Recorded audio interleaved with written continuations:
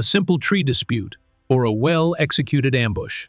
What starts as a quiet disagreement between one man and his HOA explodes into a full-scale takedown of corruption, greed, and a multi-million-dollar scheme no one in this neighborhood ever saw coming. They thought I'd roll over.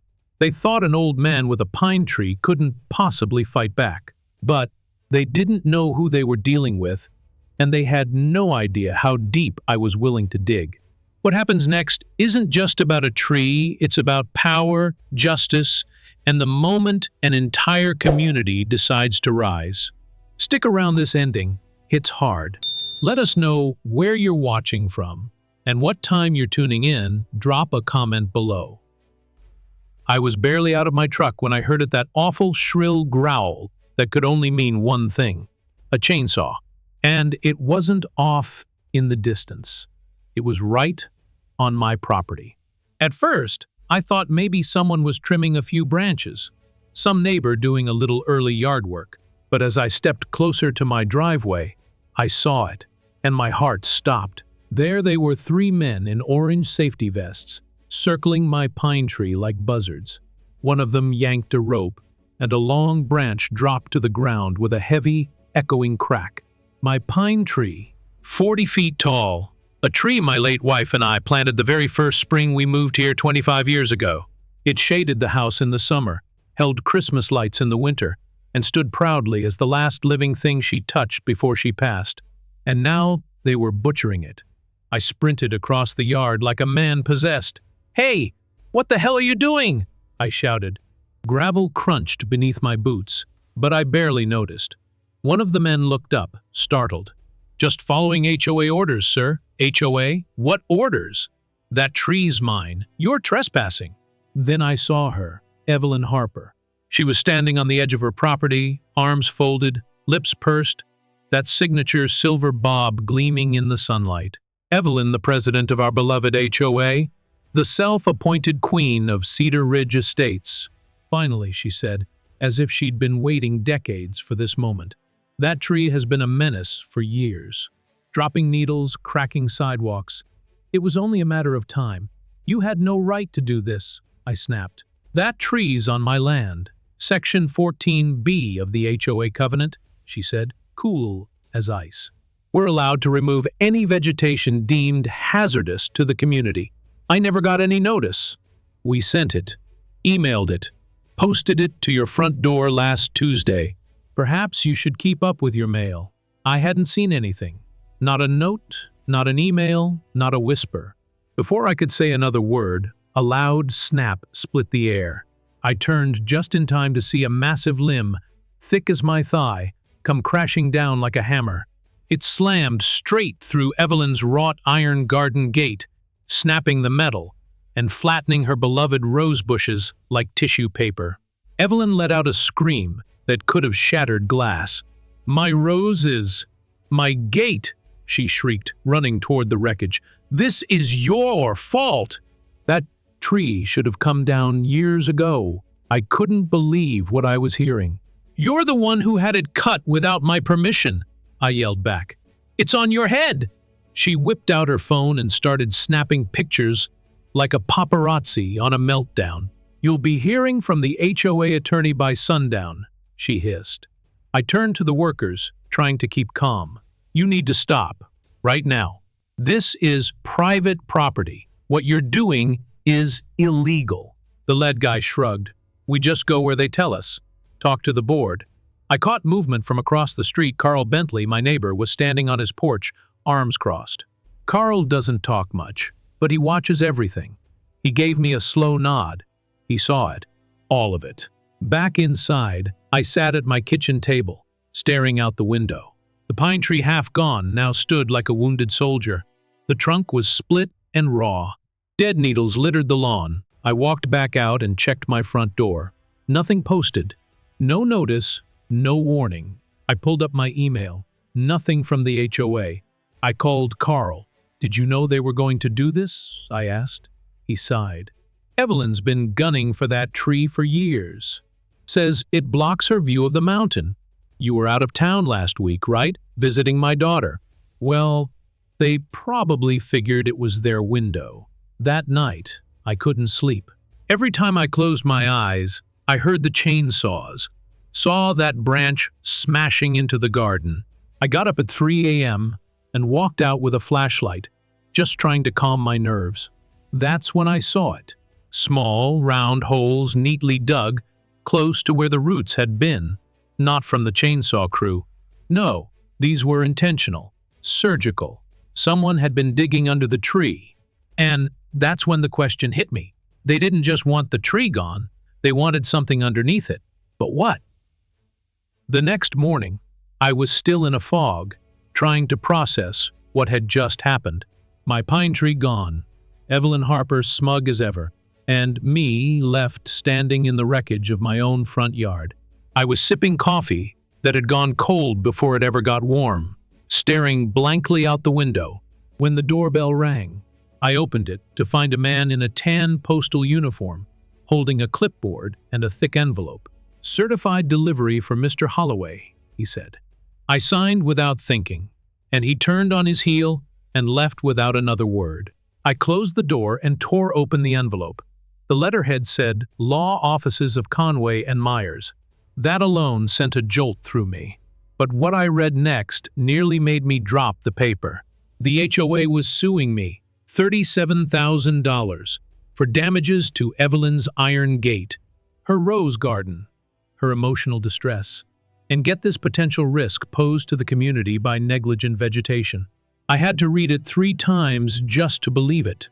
They were suing me for a tree they cut down, a tree that sat on my land, a tree that only broke her gate because their crew chopped through it without permission and let it fall like a sack of bricks.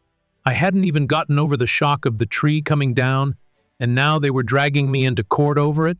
I sat down, my hands shaking. This couldn't be happening. I called the number listed on the legal notice, and after 20 minutes of automated prompts, a receptionist finally answered. She spoke like she was reading from a script and sounded more annoyed than helpful. "I'm sorry, sir. All communications must be submitted in writing. No legal advice can be given over the phone," she said flatly. "I'm not asking for advice, I'm just trying to understand why I'm being sued for damage caused by people I didn't hire." She paused. "Please direct that concern to the HOA board. Thank you." Click. Just like that, the line went dead. A couple hours later, I looked out the front window and saw Evelyn standing in her yard, phone in hand, taking pictures of the broken gate. Then she pointed the lens toward my house. I walked outside and asked what she was doing. "Documenting damages for our records," she said with a smirk. "The court likes when things are well documented." Her tone was so smug, I thought I might explode. "She's trying to paint me like a villain," I said later that evening to Carl when I called him. "That's her move," he replied. "She did the same thing to the Wallace family when their kid installed a basketball hoop over the garage. Called it a nuisance fixture. Next thing they knew, they were buried in fines and gone within 6 months." The phone went silent for a second. "Frank, she's trying to run you out." I swallowed hard.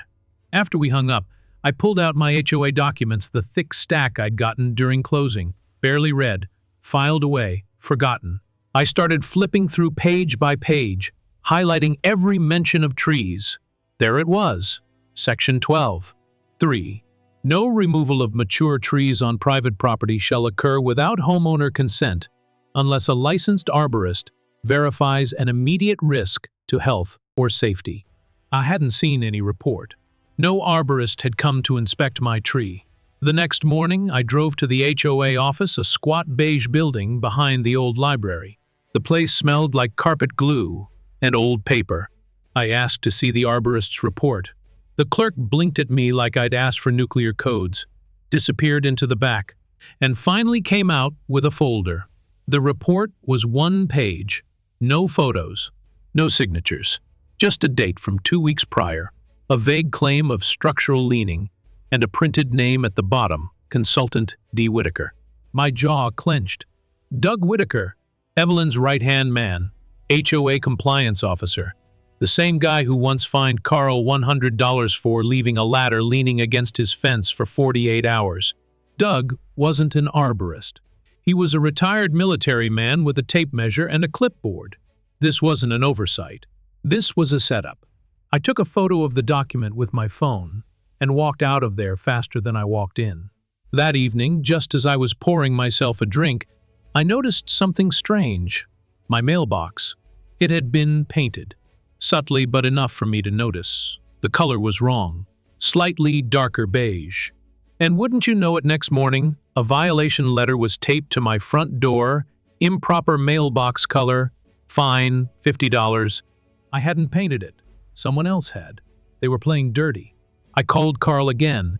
They're stacking violations. They're building a case. They want to break me down until I give up. Carl didn't even hesitate. They want your land. What? The lot behind your house.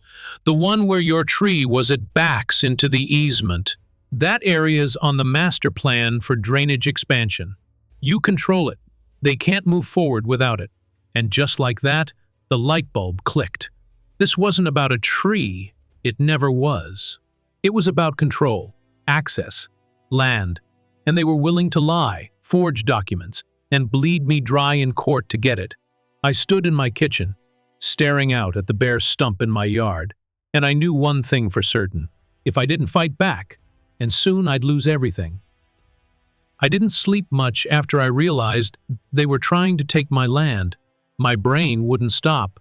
I sat at the kitchen table past midnight, surrounded by old documents, property maps, HOA notices, and whatever scraps of evidence I could find. It looked less like a home and more like a war room. And, honestly, that's exactly what it was becoming. At some point around 3 a.m., I remembered the folder labeled Closing Documents that had been sitting untouched in my filing cabinet since the day I moved in. I dug it out, flipping through decades-old paperwork until I found it. The original property survey. There it was. Clean black lines, measurements, structure outlines. The lot lines were clearly drawn, and right there, on the back third of the property, was a tiny pine tree icon, my tree, planted 2 feet inside my boundary, not on any community easement, not on shared property. Squarely, undeniably mine. I just sat there staring at that map for a long time. Then I saw something else, a faded sticky note, yellowed with age, still attached to the corner. In familiar handwriting from my old realtor, it read, "Beautiful mature pine, adds value." That tree wasn't a hazard. It was a feature, and they cut it down like it was garbage. They had no right, no warning, no legal standing. And yet here I was, being dragged into court and threatened with fines, like some kind of criminal. That morning, I called Carl and asked him to come over. He showed up with a 6-pack of coffee and that knowing look he always had when trouble was brewing. We spread the papers across my kitchen table survey maps, HOA rules, violation letters, and compared everything to the aerial GIS view from the county's website. It all lined up. Every inch of that tree was on my land. Carl leaned over and tapped the survey with his finger. "They knew," he said. "Frank, I guarantee you they knew exactly what they were doing." I looked at him. Why? Why go through all this trouble over one tree? "That tree sits on a slope," Carl replied. "That slope feeds directly into the drainage system on the south side of the neighborhood. If they control that corner, they can file to expand the water retention zone. Evelyn's been pushing for that since last spring."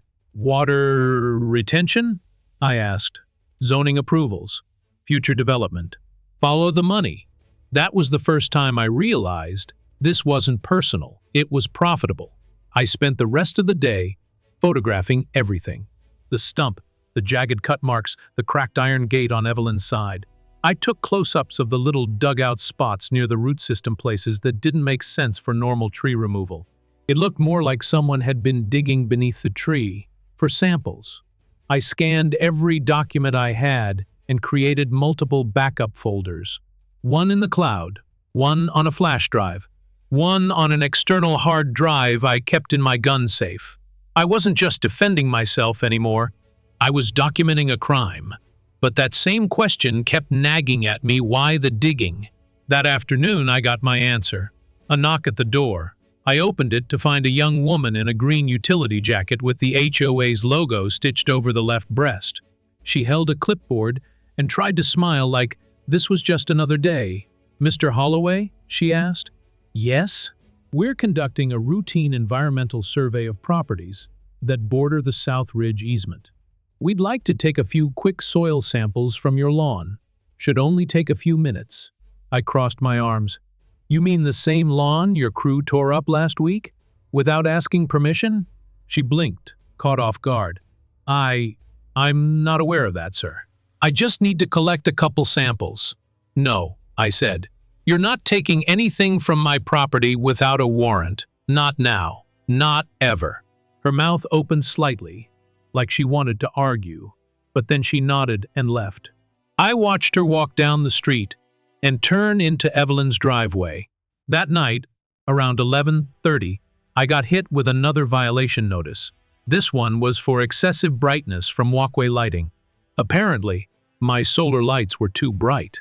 Another $50 fine. They weren't just harassing me. They were escalating, testing me, waiting for me to break. But someone else was watching them too. At 2:17 a.m., I got a text from a number I didn't recognize.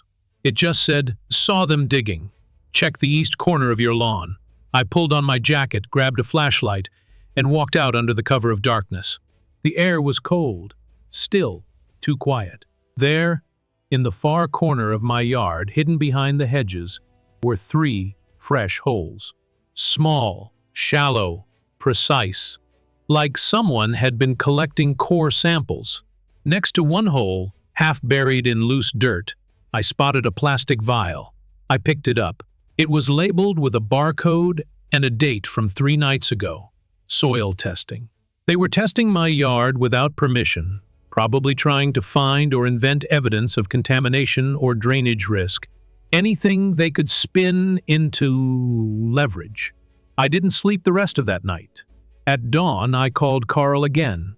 He showed up 15 minutes later, a thermos in one hand and a manila folder in the other. "I think it's time we talk to someone outside this neighborhood," he said. Then he handed me a business card. It was simple, clean. Federal seal in the corner, Brianna Knox. FBI, Financial and Property Crimes Division 1 stared at it. "You already called the FBI?" I asked. Carl shrugged. "Let's just say, I've been keeping an eye on Evelyn and her gang for longer than you have. This whole neighborhood's got rot under the surface. You're not the only one they've targeted. You're just the one they went too far with." For the first time since this whole thing began, I felt something shift. Something I hadn't felt in weeks. Hope. I stared at the FBI business card Carl handed me like it was glowing. It felt surreal.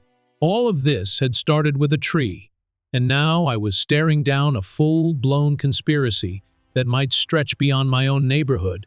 Carl leaned back in his chair and sipped his coffee like it was just another Tuesday. But I could tell this wasn't easy for him either. He told me he'd been quietly documenting things for a while, almost a year. Fines that didn't make sense. Maintenance charges that ballooned overnight. Projects that appeared out of nowhere, bypassing city permits. It all started when Evelyn became president, he said. Before that, it was strict. Sure, but it wasn't predatory. I asked him why he hadn't spoken up sooner. Carl looked down at his mug and swirled the cold coffee inside. "Because I didn't have proof," he said. "Until now, we both knew what that meant." It was time to go beyond Cedar Ridge. I agreed to contact the FBI agent Carl had found Brianna Knox.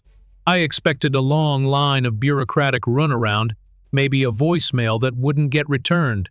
But when I called the number on the card, she answered on the second ring. She knew my name before I even said it. That's when the floor really shifted beneath me. This wasn't just about my tree or my property. My case might have been the match, but someone had stacked the kindling long before I got here. Agent Knox agreed to meet me in person at a diner just outside town. One of those places where the waitress calls you honey and the walls are still decorated with faded photos from the 60s. She was younger than I expected. serious, sharp-eyed, no nonsense. She opened with, "We believe your HOA is part of a regional fraud scheme." And then she flipped open her tablet like she was revealing a crime scene. She showed me photos, other neighborhoods, other HOAs, the same patterns, sudden fines, inflated fees, shady construction. In every case, she said, the contracts are awarded to a shell company tied to a board member or their relative.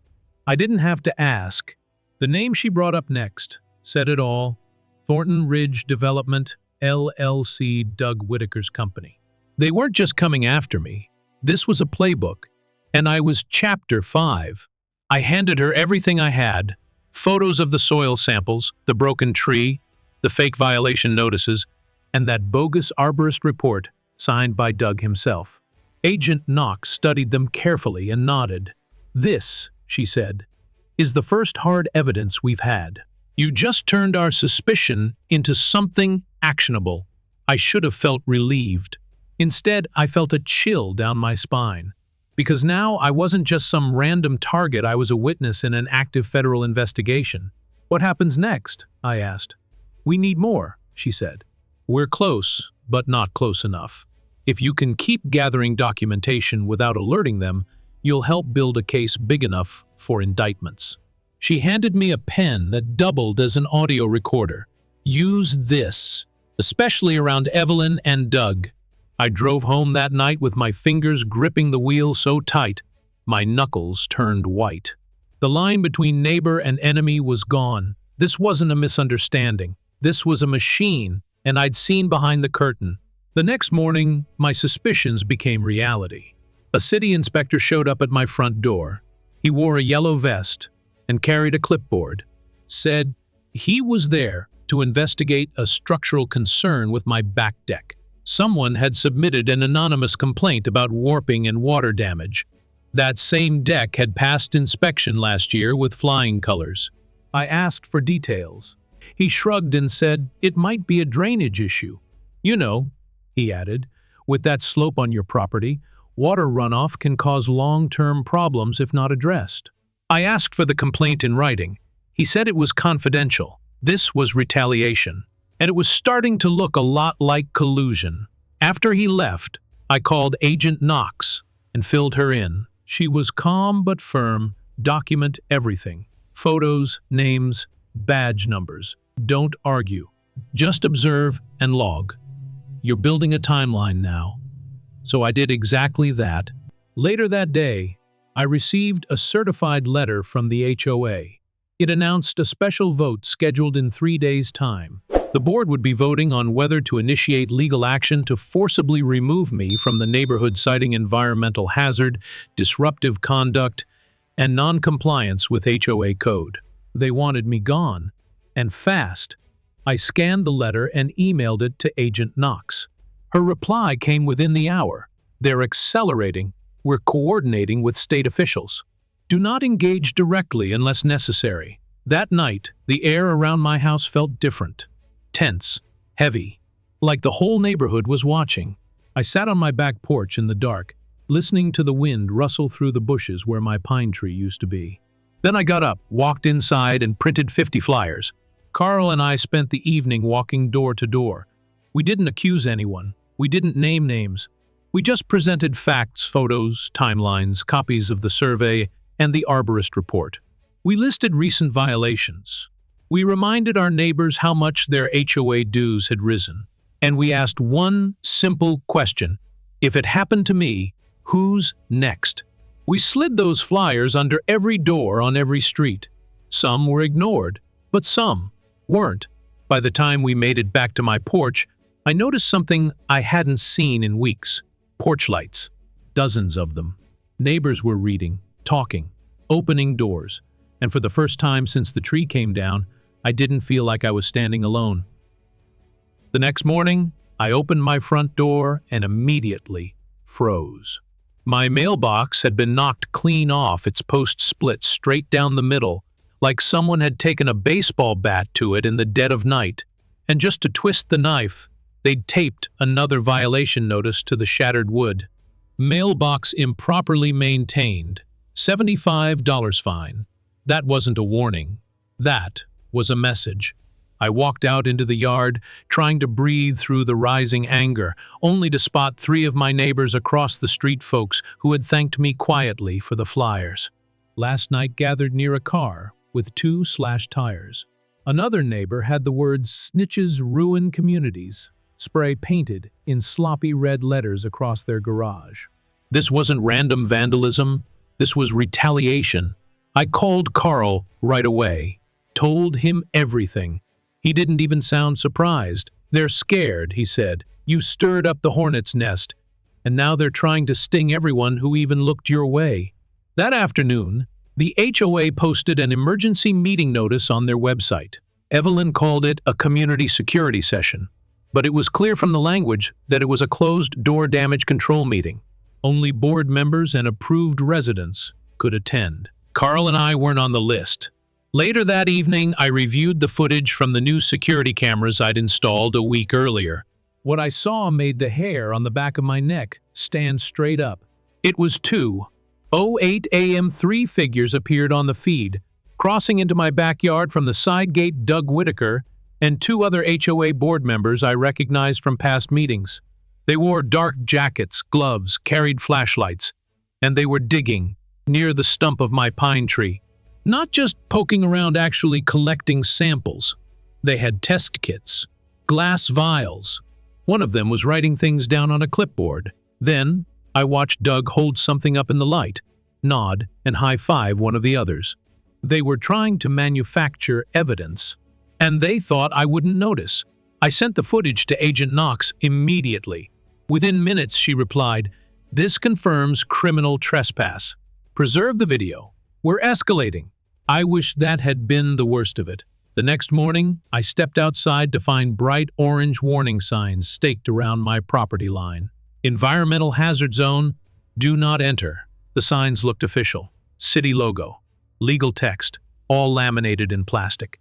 But I knew the city hadn't sent anyone. They were fakes. Cheap props meant to scare the neighborhood. And it worked. A woman walking her dog crossed to the other side of the street when she saw me. One man muttered something under his breath as he passed. A mom with a stroller actually shielded her child's face as they walked past my driveway, as if whatever was happening on my lawn was contagious. Standing at the end of the block, like a conductor of chaos, was Evelyn Harper chatting with a small group of residents. Her voice was loud enough for me to hear every word. "It's a shame, really. Once these things get into the soil, there's no telling what they'll do to our water. That runoff could affect the entire street, especially children." And as if on cue, a news van rolled up to the curb. Perfect timing.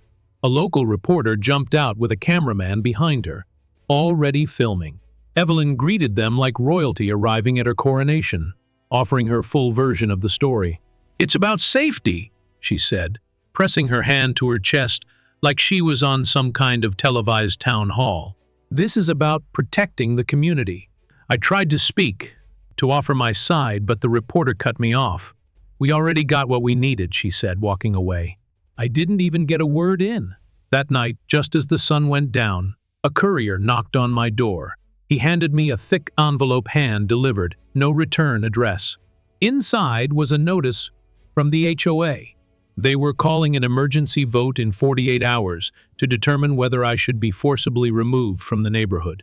The stated reasons: ongoing violations, environmental hazard, community disruption, hostile behavior toward HOA board members. At the top, in bold red letters, final opportunity for voluntary exit. I sat at the kitchen table, just staring at those words. Voluntary exit, as if I had a choice. As if this wasn't a slow-motion ambush dressed up in bureaucracy. Before I could even react, my phone buzzed with a security alert. I pulled up the camera feed, and there they were, Evelyn and Doug, standing on my front porch. Doug was holding a large piece of poster board, while Evelyn uncapped a thick black marker. They scribbled something across it and taped it right to my front door. I waited until they were gone before I opened it. The words read, "Toxic resident, vote Thursday at 7 p.m., your last chance to leave with dignity." I stood there for a long moment, just staring at the sign. There it was, their final move before the vote. Humiliation, psychological warfare. Make me feel like an outcast. Make the neighbors afraid to talk to me. Force me to retreat. Give up, walk away. But I didn't tear the sign down. I left it there, and I started planning my next move. I didn't sleep the night they posted that sign. Every time I shut my eyes, I saw Evelyn's smug grin, Doug's heavy boots thudding on my porch, and that black marker scratching out the words, "Toxic Resident." I sat in my dark living room, lights off, just staring out the window like a man under siege. Every passing car made me flinch. Every flickering porch light felt like a signal. Around 3 a.m., I gave up trying to rest. I sat at my kitchen table and did the only thing I could. I started writing. Not a legal defense, not a complaint to the HOA. A speech. Something for the people. The neighbors who'd lived alongside me for years. The ones who waved from across the street, who shared tools and traded stories, but never knew what was happening behind the scenes. I knew if I didn't say something now loudly, clearly, on the record, I might never get another chance. 2 days later, the vote was scheduled, 7 p.m., Thursday, at the Cedar Ridge Community Center.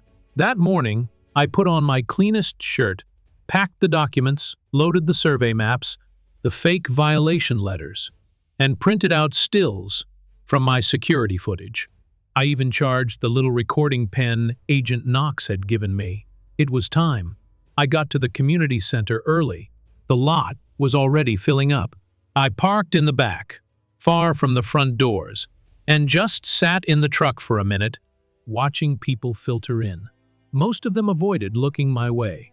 The building itself was unimpressive, a tan cinder-block box with rusted gutters and an old flag that hadn't been replaced since Bush was in office. But that night, it might as well have been a courtroom. By 7:00, the folding chairs were filled. People were standing along the back wall. Whispers and sideways glances filled the room like a fog. Evelyn sat at the front, her usual pearls tight around her neck, lips pursed. Doug stood behind her like a linebacker guarding the queen. And next to them was a man I hadn't seen before, a lawyer, clearly. Polished suit, shiny shoes. Probably hired with our HOA dues. They didn't see me come in. Richard Thornton, Evelyn's friend and legal bulldog, opened the meeting. His voice was oily, confident. He talked about community harmony, public safety, and the difficult situation surrounding Lot 42B. Lot 42B. That was me. They made it sound like I'd contaminated the entire block, scared children, vandalized property, and refused to cooperate. There wasn't a single fact in what he said, just carefully crafted fear. That's when I stood up. "Excuse me," I said, my voice steady. "I'd like to speak." The whole room turned. The air shifted. Evelyn's eyes went cold. Doug actually took a step forward. "This is a closed board session," Richard said firmly. "Only approved residents." "I am a resident," I said. "And I've been a member of this community longer than most of the people in this room. I have every right to speak." From the third row, someone spoke up. "Let him talk." A few more voices joined in, some hesitant, some firm, then applause. It didn't take long before Richard had no choice but to step back. So I walked to the front, placed my folder on the podium, and activated the recording pen in my pocket. "I've lived here for 25 years, I began. "I've shoveled snow from sidewalks that weren't mine. I've picked up trash that blew into other people's yards. I've paid every HOA fee on time, followed every landscaping rule, and kept my mouth shut when Evelyn Harper fined me $50 for leaving my hose coiled the wrong direction." Some people chuckled, others nodded. "But none of that mattered," I continued. "Not when the board decided they wanted something from me, my land." I pulled out the survey, held it up for the room to see. "This tree," I said, pointing at the map, "was mine. It sat 2 full feet inside my boundary.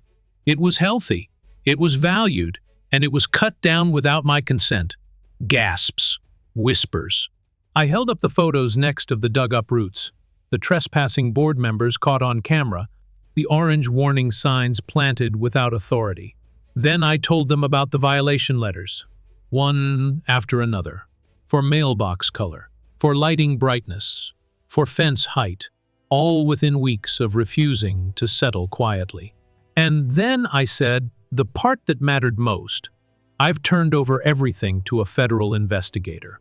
The soil samples, the video evidence, the falsified arborist report, the connection between Doug Whitaker's construction company and the fake contracts this board approved. You could hear a pin drop. I looked out at the room. People weren't frowning at me anymore. They were looking at Evelyn, at Doug, at each other. That's when Evelyn stood up, her face pale. "This is nonsense," she snapped. "He's trying to destroy this community." He's angry, delusional. The doors opened. Agent Knox stepped in, dressed in plain clothes. She held up her badge. "I can assure you, ma'am," she said calmly, "he's not lying." The room erupted. Not in chaos yet, but in sound. Shouting. Demands for answers. Questions flying at the board. Richard tried to gavel it down, but it was too late. The truth had landed. Agent Knox didn't say much more. She spoke quietly to the lawyer, then asked to meet privately with the board. Evelyn refused. Doug stood in front of her, but Agent Knox simply handed him a sealed envelope and walked away. That's when I knew things had officially changed. I stepped back from the podium and returned to my seat, heart pounding in my chest. Carl gave me a nod from across the aisle. I could feel the energy in the room shift. People were finally starting to wake up. The day after the meeting, everything felt different, like something in the air had shifted. For weeks, I had been treated like a disease, a walking warning sign. But now, people looked at me again. Not everyone, and not for long, but enough to notice. At least 3 neighbors stopped me on the street, right next to the busted remains of my mailbox. "I'm sorry," one said. "I didn't know it had gone this far." Another leaned in and whispered, "Evelyn always gave me a bad feeling. I just didn't think she'd stoop to all that." I wanted to believe them, wanted to feel that old sense of neighborhood connection again. But that feeling didn't last long. That afternoon, a man in a gray suit pulled up in a black SUV. No markings, no badge. He didn't say a word, just handed me a thick white envelope and walked away.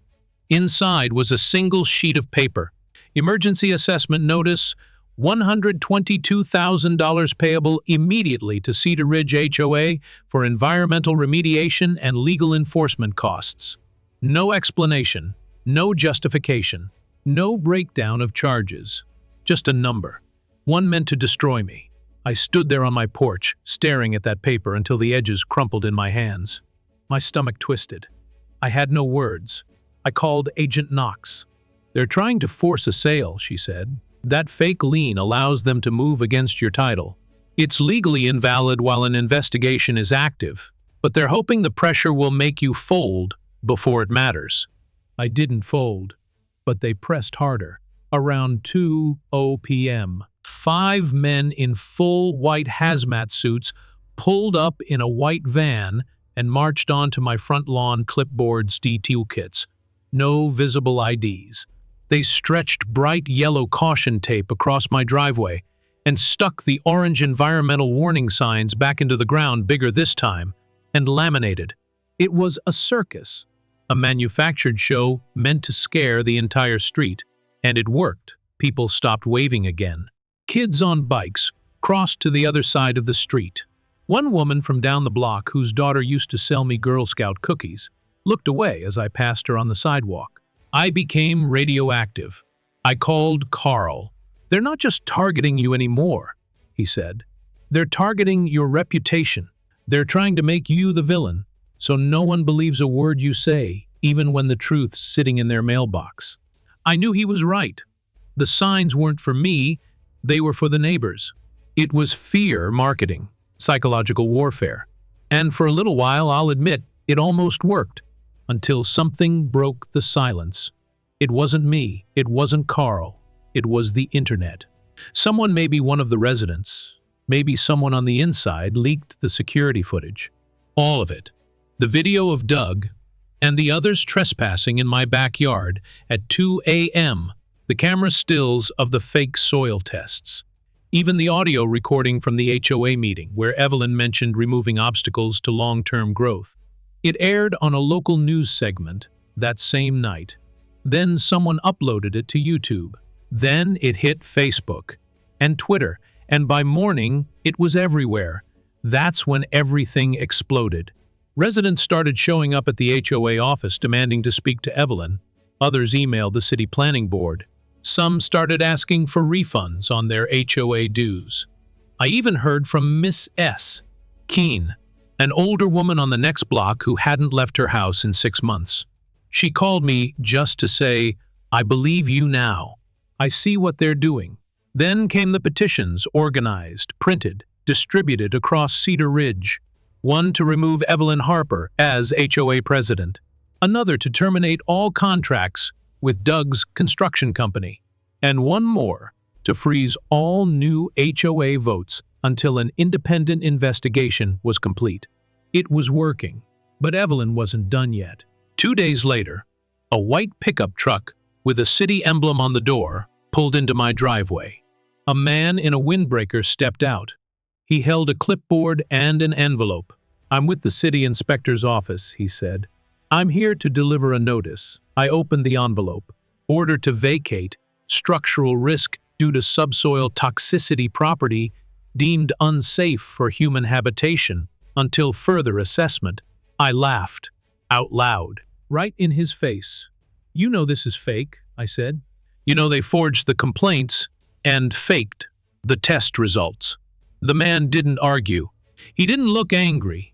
He looked tired, like he'd been forced into this, like he'd rather be anywhere else. He handed me the form and left without another word. I scanned it, called Agent Knox, and sent it to her immediately. Her voice on the phone was calm, but I could tell something in her tone had shifted. "This is it," she said. "We're almost there. We just need them to go one step further. One provable abuse of authority. And it's over." That night, someone slashed all 4 of my tires. Left a brick on my hood. No note, no message, just silent intimidation. But I didn't call the police. What were they going to do? Write a report? Shrug their shoulders? No. I walked the length of my property line under the moonlight. I stopped at the stump where my pine tree once stood. And I whispered a promise. I wasn't leaving. They could smear my name, fake my violations, even try to tear down the house I built. But I wasn't backing down. Not now. Not after everything. Not when I was this close. The morning after my tires were slashed, I woke up to the sound of a diesel engine rumbling outside my window. At first, I thought maybe someone was having a tree removed, but when I peeked through the blinds, my gut dropped. There was a backhoe parked across the street. 3 men in reflective safety vests stood nearby, one holding a clipboard and pointing directly at my property. He gestured toward the side yard where my tree had once stood. Another guy was already unloading marking flags and digging equipment. I stepped outside still in my robe, coffee in hand, and asked what the hell was going on. The man with the clipboard didn't even bother with eye contact. "We're prepping for emergency trenching. Drainage upgrade. HOA approved it. You should have received a notice." I hadn't. "You're planning to dig on my land?" I asked. He shrugged. "Overflow route runs through here, sir. We're just following work orders. Show me a permit." He handed over a form with the Cedar Ridge HOA letterhead, a list of typed bullet points, and 2 scribbled signatures at the bottom, one clearly Evelyn's. But there was no city stamp, no county authorization, just HOA nonsense dressed up like official paperwork. "This isn't legal," I told him. Again, that shrug. "Talk to your board." I didn't even go inside. I pulled my phone from my robe pocket and started filming. I captured the crew setting up survey lines, staking flags into my lawn, and one guy unloading a saw. Then I dialed Agent Knox. "Send me everything," she said. "Photos, video, the document. This might be the move we've been waiting for, but we need it documented in real time." So I kept filming. More neighbors started trickling outside. Some in pajamas, some with their dogs. most with confusion written all over their faces. A few turned away when they saw me, but others, especially the ones who'd read my flyers or watched the leaked footage, looked angry. That's when Evelyn arrived. She pulled up in her silver Mercedes, like she was showing up to a ribbon-cutting ceremony, stepped out in heels, sunglasses, holding a leather folder under her arm. She looked like she was ready for a press conference. "This is for the good of the neighborhood," she called out, not even trying to hide her theatrics. "The drainage system is at risk of failure, and we must act swiftly." I turned my camera to her. "You're trespassing on private land, without permission or a legal work order." She smiled like I was a stubborn child. "The HOA board voted unanimously." "That's not how permits work," I said. "Voting doesn't make it legal." That's when Carl arrived, walking right up to Evelyn, holding a printed copy of the HOA charter in one hand and a highlighter in the other. "Section 9.1, he read aloud. "The HOA shall not alter or interfere with private land without written consent from the homeowner or a municipal emergency order." Evelyn tried to brush past him. "We have authorization where?" he shot back. "Show us the emergency order. Show us the city stamp. Hell, show us a city official." She paused, just for a second, but it was long enough, because someone else was filming too. A man I didn't recognize stood across the street in a gray blazer, recording everything with his phone. He didn't look like a neighbor. He looked like someone who was paid to notice details. I saw him tap his ear and nod toward me. Undercover. The FBI had sent someone else to confirm what we already suspected. They were about to break the law on camera.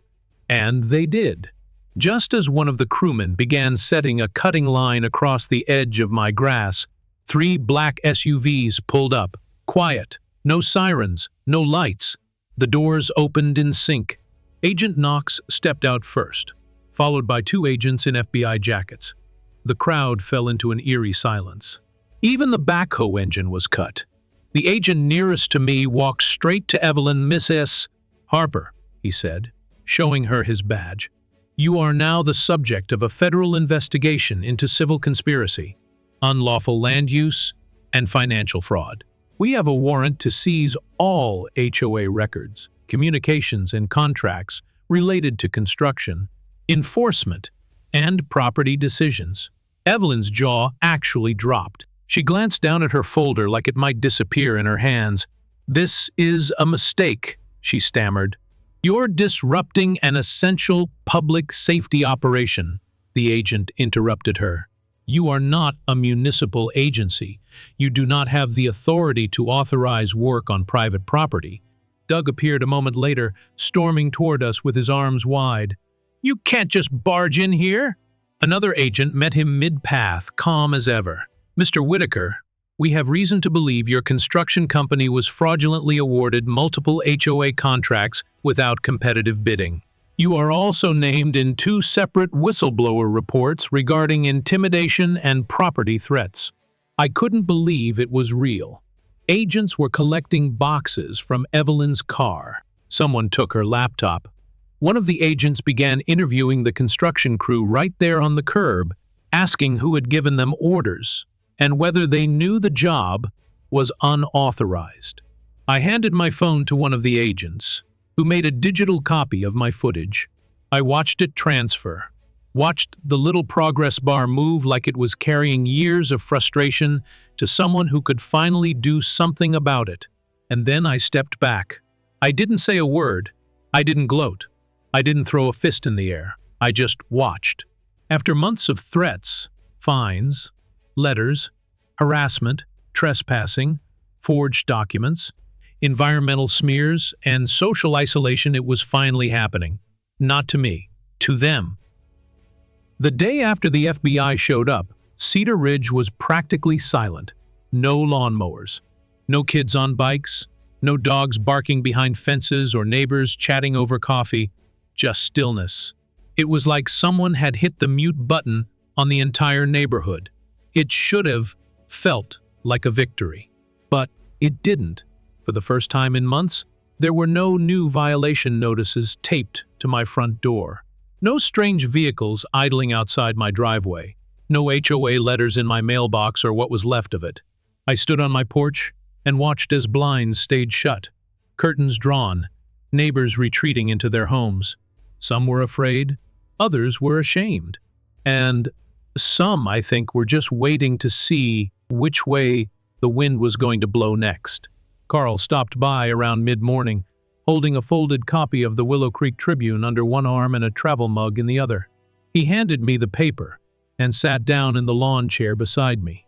Front page: FBI raids HOA office in Cedar Ridge, corruption, coercion, and land theft alleged.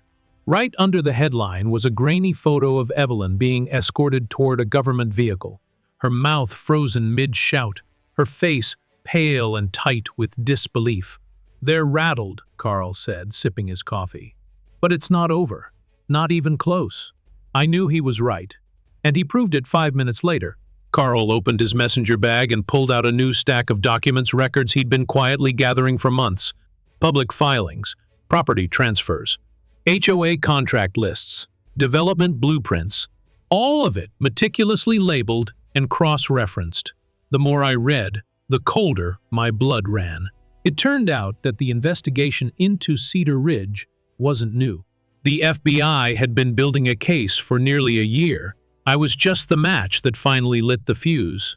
What Evelyn and Doug were running wasn't just a local scam, it was part of something much bigger. Their construction company, Thornton Ridge Development, had ties to over a dozen HOAs across the state. It was always the same playbook: get someone loyal elected to the HOA board, funnel all maintenance and emergency contracts to shell companies, inflate costs, forge violations, apply pressure until homeowners either surrendered or defaulted, acquire foreclosed properties for pennies, flip and resell at triple the value.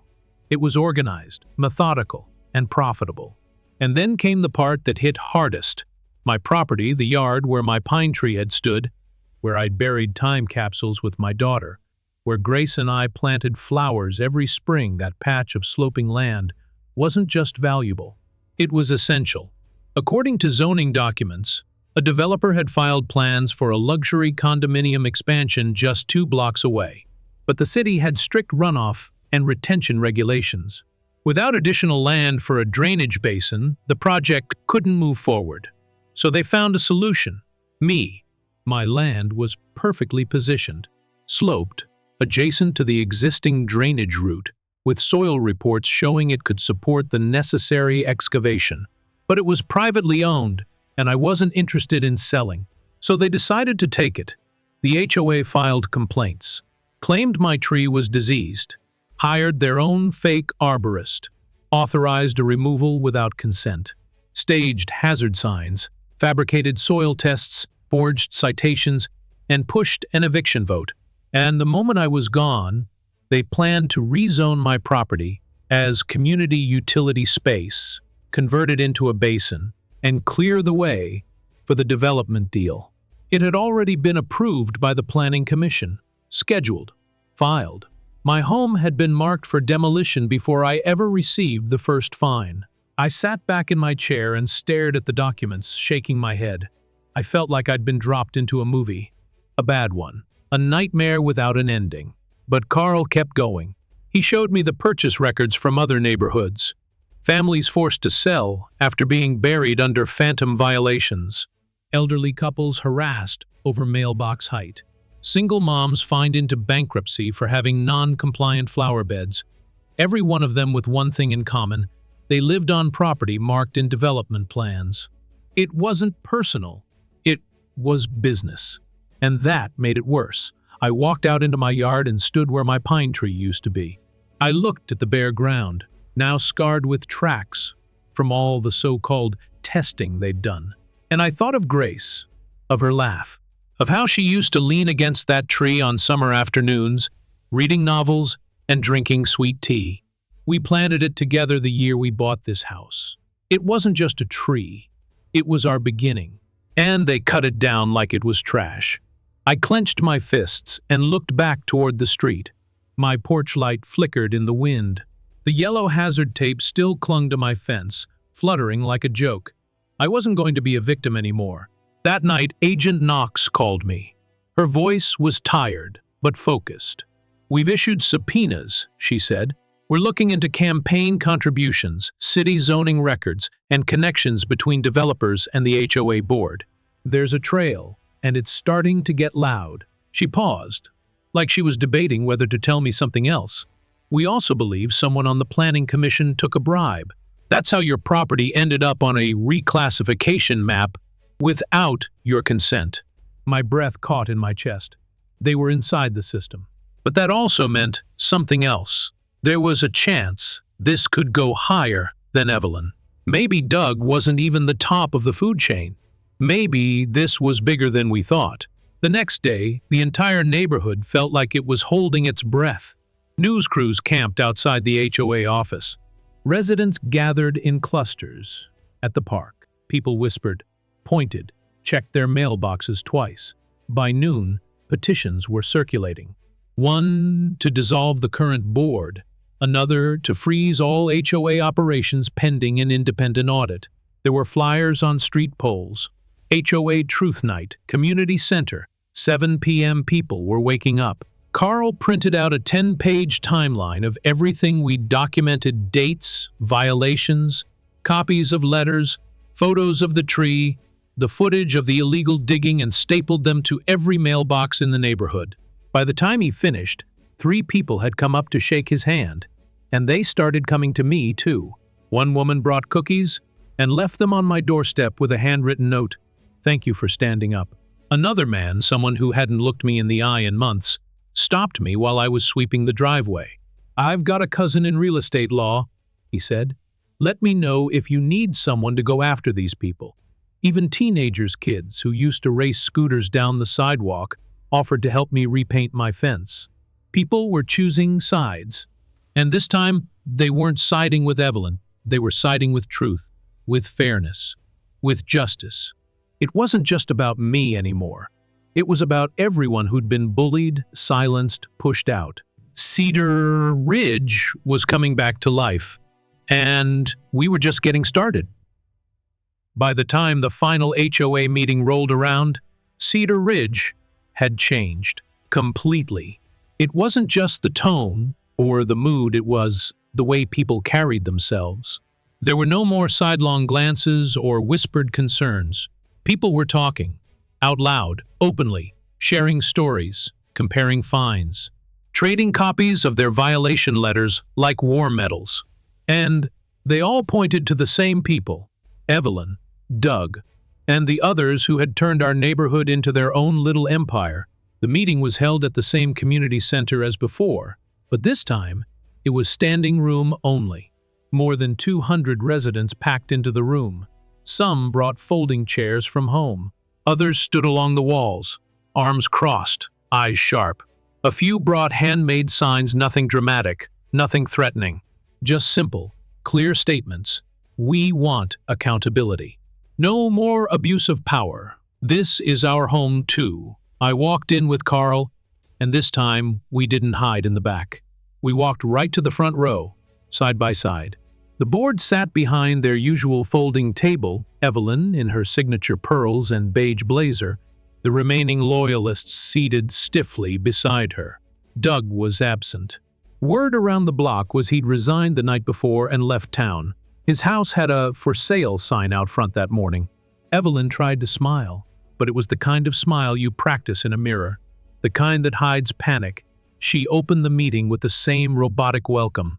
She always used "thank you all for being here tonight. We appreciate respectful engagement and open minds." But this time, she didn't control the room. The first speaker was a woman named Laura.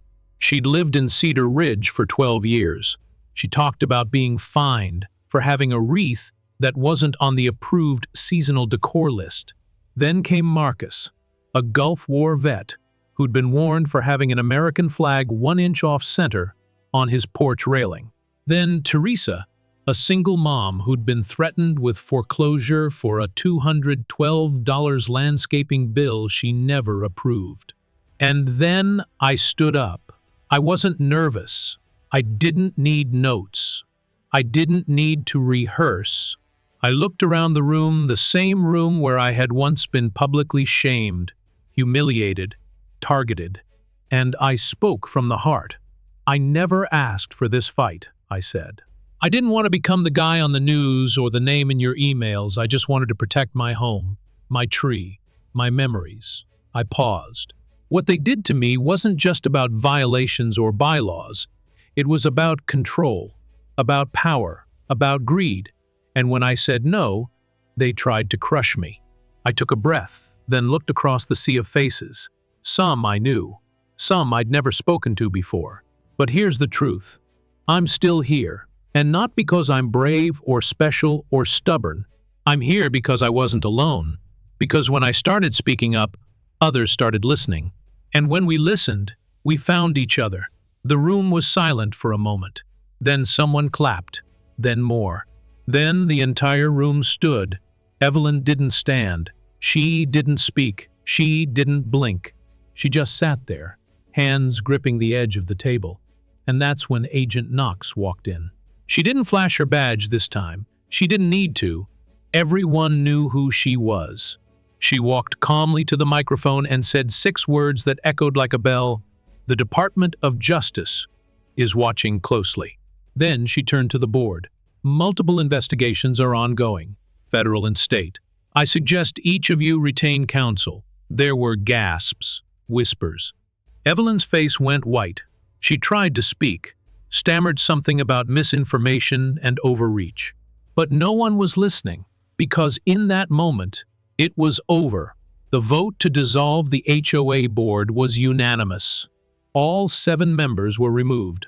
On the spot, a temporary oversight committee was formed. 5 volunteers, selected by community ballot. Carl was elected chairperson. I'd never seen him blush until they called his name and people actually cheered. The first motion passed to terminate all contracts with Thornton Ridge Development, effective immediately. The second, to commission a full independent audit of all HOA finances, violations, and board decisions for the last 5 years. It wasn't just cleanup, it was rebirth. The weeks that followed were a blur of action. Lawsuits were filed by residents, by advocacy groups, and by state attorneys. The news crews came and went, but we didn't care about the headlines anymore. We were focused on rebuilding. Neighbors helped neighbors. People who hadn't spoken in years now shared coffee on their porches. Teens volunteered to fix broken fences. Veterans offered to repaint mailboxes. A group of retirees started a committee to rewrite the HOA bylaws from scratch with real transparency, real accountability, and real community feedback. And as for me, I planted a tree, right where the old one had stood. The same spot where Grace and I buried time capsules, where she read books under the shade, where we celebrated 25 years of marriage with friends in the backyard. I named the new tree Grace. It's just a sapling now, fragile, thin, barely a shadow of the pine that came before it. But its roots are taking hold. And this time, I know it will grow strong. Because this land, this home, it isn't just mine anymore. It belongs to everyone who stood up, who refused to be silenced, who decided enough was enough. We fought back, and we won. But more importantly, we came back together. We're no longer just houses on a block, separated by fences and fear. We're a community, and we're never letting anyone take that from us again. You know, after everything I went through after the fines, the threats, the lies, the neighbors turning away, what I learned is something we all need to remember, especially those of us who've lived long enough to know better. Silence is never safety. When we don't speak up, we give power to those who abuse it. When we look the other way, we're giving permission. This wasn't just about a tree. It was about dignity, about home, about standing your ground when the odds are stacked against you. And I believe with all my heart that if folks hadn't come together, if I hadn't reached out, and others hadn't listened, I might have lost everything, but I didn't. We didn't, because we stood united. So if you're watching this, and you've ever felt powerless, isolated, or bullied by people hiding behind rules or titles, don't give up. You're not alone. There are more of us than you think. And when we speak up together, we are strong. If this story meant something to you, if it reminded you of your own fight, or someone else's, please like, share, and subscribe. Not just for me, but so more people can hear this, so they know there's hope, so they know there's a way forward. Let's keep building a community that stands for truth, respect, and resilience at any age and against any odds.